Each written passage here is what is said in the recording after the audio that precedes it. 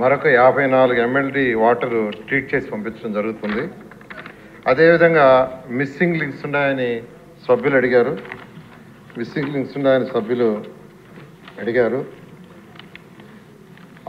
అది కంప్లీట్ చేస్తున్నారు. దానికి 85 కోట్లతో టెండర్లు పిలుస్తున్నారు, ఇంకా పిలవలేదు.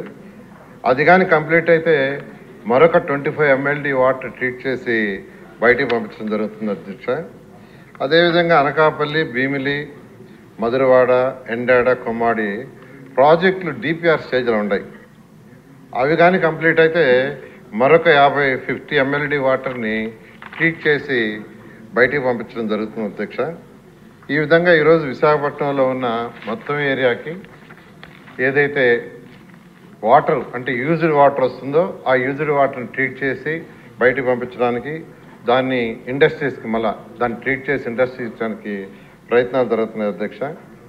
అయితే కొన్ని ప్రాజెక్ట్స్లో ఇప్పుడు స్మార్ట్ సిటీలో ఒక 100 crores యాక్చువల్గా ఇవ్వాలి స్టేట్ గవర్నమెంట్ మ్యాచింగ్ ఫండ్. అవి ఇవ్వనందువల్ల అది ఒక ప్రాజెక్ట్ ఆగిపోయింది. దాన్ని ముఖ్యమంత్రి గారితో మాట్లాడుతున్నాం, ఫైనాన్స్ మినిస్టర్ గారితోనూ. అది వస్తే ఆ ప్రాజెక్టు కూడా టేకప్ చేసి ముందుకు తీసుకుపోవడం జరుగుతుంది అధ్యక్ష. అదేవిధంగా అమృత్ ప్రాజెక్ట్ కూడా ప్రాజెక్ట్ 1 అండ్ ప్రాజెక్టు 2 ఉన్నాయి. ప్రాజెక్ట్ 1 క్లోజ్ అయింది. క్లోజ్ అయినా మన వర్క్స్ పూర్తి ఎందుకు కాలేదంటే గత ప్రభుత్వం ఇవ్వాల్సిన మ్యాచింగ్ ఫండ్ ఇవ్వలేదు, స్టేట్ నుంచి ఇవ్వాల్సిన ఇవ్వనందువల్ల అది ఆగిపోయింది.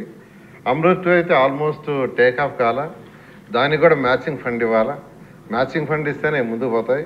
ముఖ్యమంత్రి గారితో మాట్లాడుతున్నాం, ఖచ్చితంగా వీలైనంత వరకు వాటిలన్నింటినీ టేకప్ చేస్తాం. ఎందుకంటే ఇవి టేకప్ చేస్తే మనకు ఏదైతే ఇప్పుడు సభ్యులు అడిగినట్టు యాక్చువల్గా ఏంటంటే అన్ని మున్సిపాలిటీస్లో 123 మున్సిపాలిటీలో ఏదైతే వేస్ట్ వాటర్ బయటకు వస్తుందో దాన్ని ట్రీట్ చేసి పంపించడం జరుగుతుంది.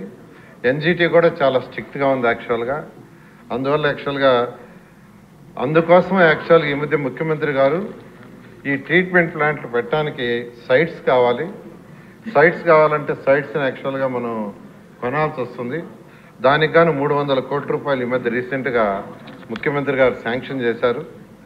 సో అధికారులు యాక్చువల్గా ఏంటంటే కలెక్టర్లకు ఇన్స్ట్రక్షన్ ఇచ్చి సైట్లు ఐడెంటిఫై చేస్తున్నారు.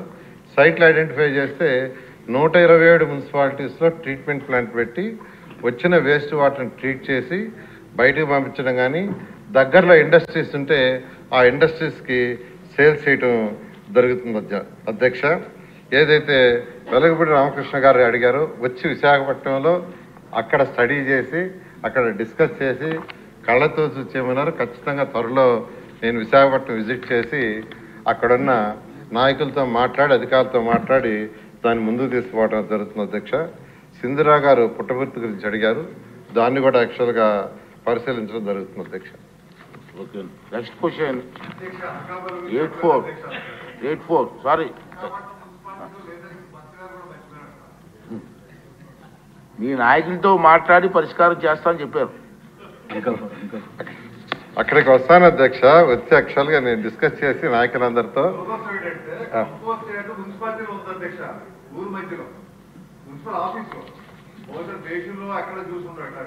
ఏంటండి మున్సిపల్ ఆఫీస్ లో ఉంది అధ్యక్ష.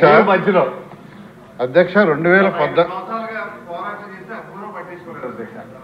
అధ్యక్ష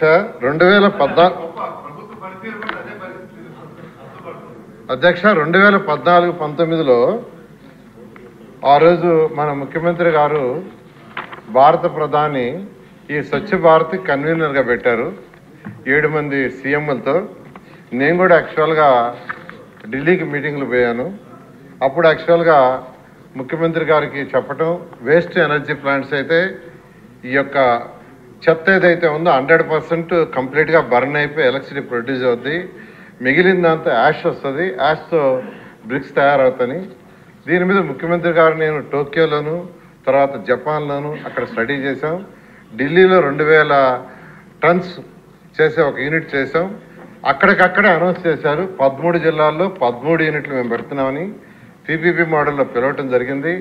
అది గుంటూరులో యాక్చువల్గా ఆల్రెడీ స్టార్ట్ అయింది, విశాఖపట్నంలో స్టార్ట్ అయింది. మిగతా జిల్లాల్లో కూడా ముఖ్యమంత్రి గారితో మాట్లాడి మళ్ళీ టేకప్ చేస్తాం. అయితే దానికి తగ్గట్టుగా డంప్ యార్డ్స్ ప్రాబ్లం ఉంది, దాన్ని కూడా యాక్చువల్గా స్టడీ చేస్తున్నాం అధ్యక్ష. ఖచ్చితంగా సభ్యులు చెప్పిన దాన్ని టేకప్ చేసి చేయటం జరుగుతుంది అధ్యక్ష. మంత్రి గారు నా సూచన ఏంటండి కూర్చోండి.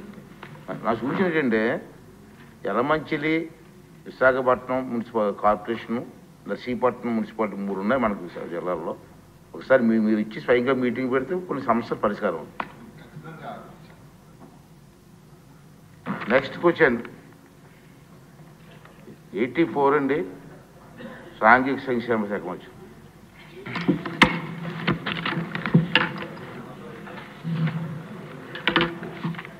అధ్యక్ష,